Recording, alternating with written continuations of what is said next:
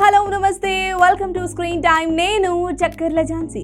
Latest film updates తో పాటు social media trending topics తో మిమ్మల్ని ఎంటర్టైన్ చేయడానికి ఇవాల్టి స్క్రీన్ టైమ్ రెడీగా ఉంది. మరింకెందుకు ఆలస్యం, let's get to the show. ప్రస్తుతం ఇండస్ట్రీలో బాక్స్ ఆఫీస్ కింగ్ అతడు. ప్రపంచవ్యాప్తంగా తనకంటూ మంచి ఫాలోయింగ్ సంపాదించుకున్నాడు. బ్యాక్ టు బ్యాక్ వరుస సినిమాలతో అలరిస్తున్నాడు. తాజాగా కండలు తిరిగిన బాడీతో అభిమానులకు సర్ప్రైజ్ ఇస్తూ ఓ ఫోటో షేర్ చేశాడు. తమ హీరో న్యూ లుక్ చూసి ఆశ్చర్యపోతున్నారు ఫ్యాన్స్. ఇంతకీ ఆ హీరో ఎవరు? ఆ లుక్ లో ఎలా ఉన్నాడు? Have look.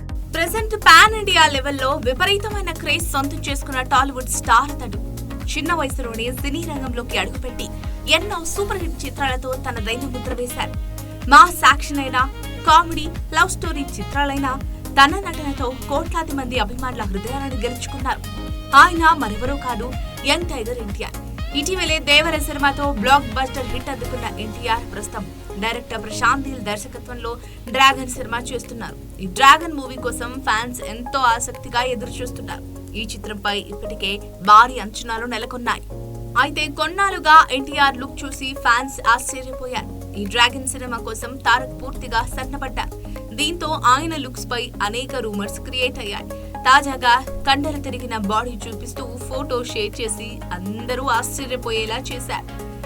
ఆ ఫోటో షేర్ చేస్తూ ఇది పెంచుకున్నది, కొనుక్కున్నది కాదంటూ రాసుకొచ్చారు ఈ స్టార్ హీరో ఎన్టీఆర్. కుమార్ మన్నవా అనే కోచ్ శిక్షణలో ఎన్టీఆర్ తన లుక్ మార్చినట్లు తెలుస్తోంది. డ్రాగన్ సినిమా కోసం తారక్ ఈ లుక్ మెయింటైన్ చేస్తున్నట్టు ఈ ఫోటోకు ఆ సినిమాను ట్యాగ్ చేస్తూ పోస్ట్ చేశారు. డ్రాగన్ సినిమాలో తారక్ లుక్ అదిరిపోయిందని, 6 ప్యాక్ బాడీ చూపిస్తాడేమో అని ఫ్యాన్స్ సంతోషం వ్యక్తం చేస్తున్నారు. చాలా కాలం తర్వాత సరికొత్త లుక్ లో అభిమానులకు ట్రీట్ ఇచ్చారు ఎన్టీఆర్. డైరెక్టర్ ప్రశాంత్ నీల్ తెరకెక్కిస్తున్న ఈ డ్రాగన్ చిత్రంలో కన్నడ బ్యూటీ రుక్మిణి వసంత్ కథానాయికగా నటిస్తోంది. కొన్నేళ్లుగా ఈ మూవీ షూటింగ్ వేగంగా జరుగుతుంది. ఆ లుక్ చూస్తేనే డ్రాగన్ సినిమా కోసం తారక్ ఎంత కష్టపడుతున్నాడో అర్థమవుతుంది. అమ్మాయికి గౌరవం కావాలంటే పక్కా డబ్బు ఉండాల్సిందే. స్వేచ్ఛతో పాటు తనకంటూ ఓ గుర్తింపు రావాలి. అందుకు కష్టపడాలి, డబ్బు సంపాదించాలి. ఇవే మాటలు వెండితెరపై చూపించారు. ప్రతి ఒక్క అమ్మాయి చూడాల్సిన సినిమా అది.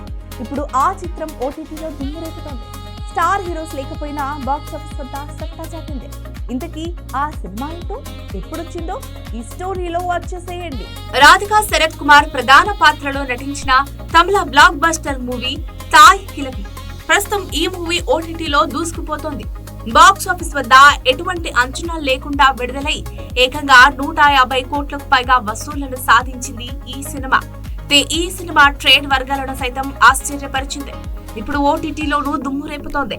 తమిళంలో ఘన విజయం సాధించిన ఈ చిత్రం ఏప్రిల్ 10 నుంచి జియో హాట్స్టార్ ఓటీటీలో స్ట్రీమింగ్ అవుతోంది. కేవలం తమిళంలోనే కాకుండా తెలుగు, కన్నడ, మలయాళం, హిందీ భాషల్లో కూడా అందుబాటులో ఉన్న ఈ మూవీ ఇప్పుడు నెంబర్ 1 ట్రేడింగ్ లో ఉంది. ముఖ్యంగా ఈ సినిమాను ప్రతి అమ్మాయి చూడాల్సిందే అనే టాక్ గట్టిగా వినిపిస్తోంది. ఇక ఈ తాయ్ కిలవి సినిమా కథ 70 ఏళ్ల వయసున్న పావును తాయ్ అంటే రాధికా శరత్ కుమార్ పాత్ర పేరు.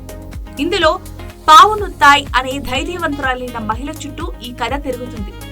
ఆమె గ్రామంలో ఒక కఠినమైన వడ్డీ వ్యాపారిగా గుర్తింపు పొందుతుంది. ఆమెకు 4 కొడుకులున్నప్పటికీ ఆస్తి కోసం వారు నిరంతరం గొడవ పడుతుంటారు. ఆస్తిని పంచి ఇవ్వాలని వారు డిమాండ్ చేసినా తాను బ్రతుకున్నంత వరకు ఆస్తిని ఎవరికీ ఇవ్వనని ఆమె ఖరాఖండిగా చెబుతుందట. అయితే కథలో ఊహించని మలుపు ఏమిటంటే పావును తాయ్ అకస్మాత్తుగా పక్షవాతానికి గురవుతుంది. ఆమె ఎక్కడో రహస్య నిధిని దాచిపెట్టిందని భావించిన ఆమె కొడుకులు ఆ డబ్బును ఎలాగైనా దక్కించుకోవాలని తిరిగి వస్తారట. స్వార్థపరులైన కొడుకుల మధ్య ఆ వృద్ధురాలు పడ్డ సంఘర్షణ, ఆమె తన ఆస్తిని ఎలా కాపాడుకుంది అనేదే ఈ చిత్రం ఇతివృత్తం.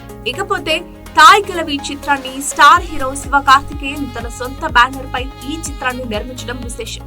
శివకుమార్ మురుగేశన్ దర్శకత్వం వహించిన ఈ సినిమాలో రాధికా శరత్ కుమార్ నటన హైలైట్ గా నిలిచింది.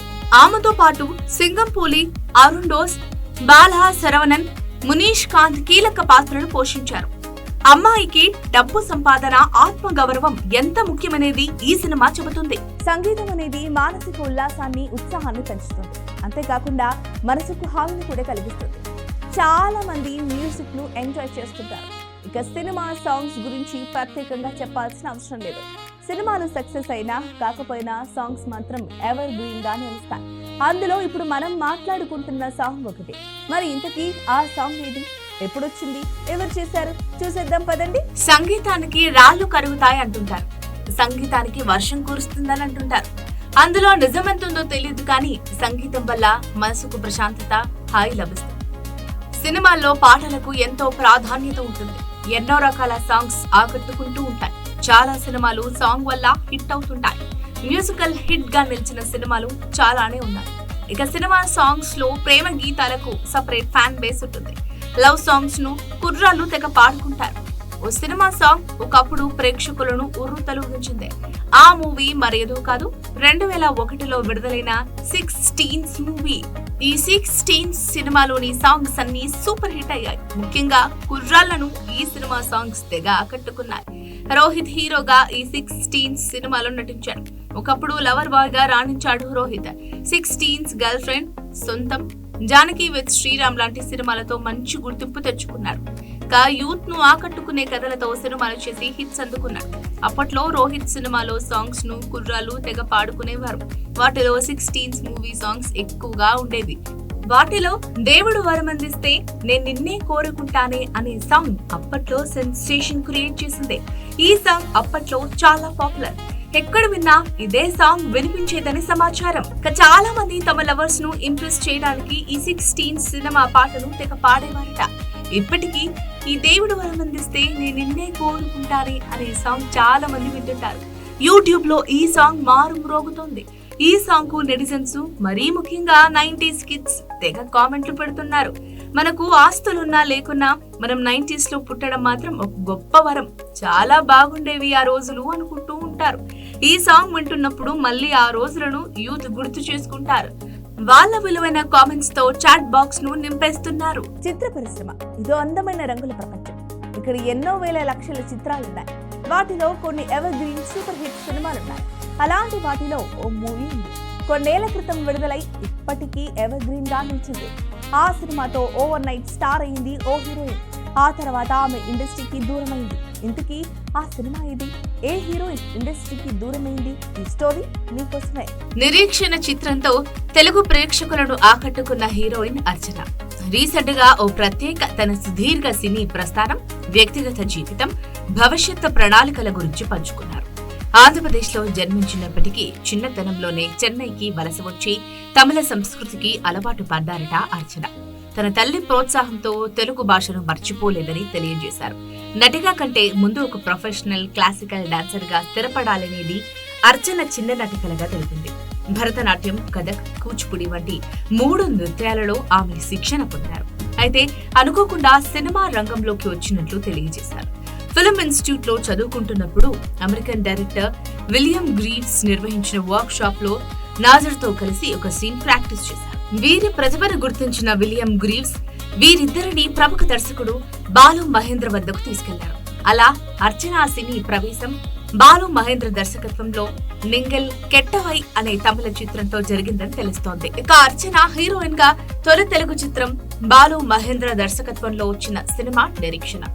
ఈ సినిమాలో ఆమె చిన్న ఏజ్ లోనే గిరిజన యువతి పాత్రలో అద్భుతంగా నటించి ప్రశంసలు పొందారు. అర్చన కెరీర్ లో పిరవి, దాసి చిత్రాలు ఆమెకు అంతర్జాతీయ, జాతీయ స్థాయిలో గుర్తింపు తెచ్చాయి. షాజీ ఎన్ కరుణ్ దర్శకత్వం వహించిన పిరవి చిత్రానికి ఉత్తమ చిత్రం, ఉత్తమ దర్శకత్వం, ఉత్తమ నటుడు విభాగాలలో జాతీయ అవార్డులు లభించాయి. ఈ చిత్రం కాన్ ఫెస్టివల్లో ప్రదర్శితమైన మొట్టమొదటి భారతీయ చిత్రంగా నిలిచింది. అదే సంవత్సరంలో బి నరసింహారావు దర్శకత్వంలో వచ్చిన దాసి చిత్రానికి 5 జాతీయ అవార్డులు దక్కాయి. ఆ రోజుల్లో దాసీల దుర్భర జీవితాన్ని కళ్లకు కట్టినట్లు ఆ చిత్రంలో చూపించారని గుర్తు చేసుకున్నారు. అలాగే ఈ ముందుకు మా అర్చన ఓ సుదీర్ఘ విరామం తర్వాత షష్ఠపూర్తి అనే తెలుగు చిత్రంతో మళ్లీ ప్రేక్షకులను పలకరించారు. ఇది అర్చన రీ ఎంట్రీ అని భావించడం లేదని, తనకు నచ్చిన పాత్రలు వచ్చినప్పుడల్లా నటిస్తారని ఆమె తెలియజేశారు. చిత్ర దర్శకులతో ఎప్పుడూ సౌకర్యంగా ఉంటారని, వారి సూచనలు పాటిస్తారని ఆమె అన్నారు. పెళ్లి తర్వాత సినిమాలకు దూరంగా ఉన్నట్లు వెల్లడించారు. ఇది ఇవాల్టి స్క్రీన్ టైం. మరో స్క్రీన్ టైం తో మళ్ళీ కలుద్దాం. అంతవరకు చూస్తూనే ఉండండి మీ స్టూడియో 1.